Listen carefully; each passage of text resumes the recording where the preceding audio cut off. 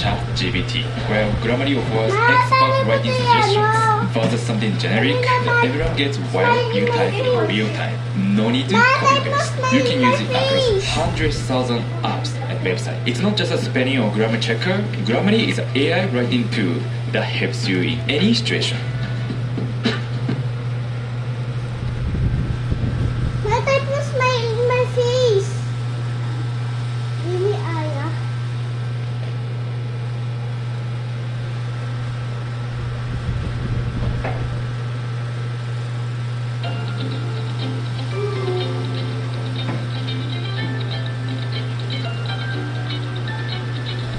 I never mind. I know you know.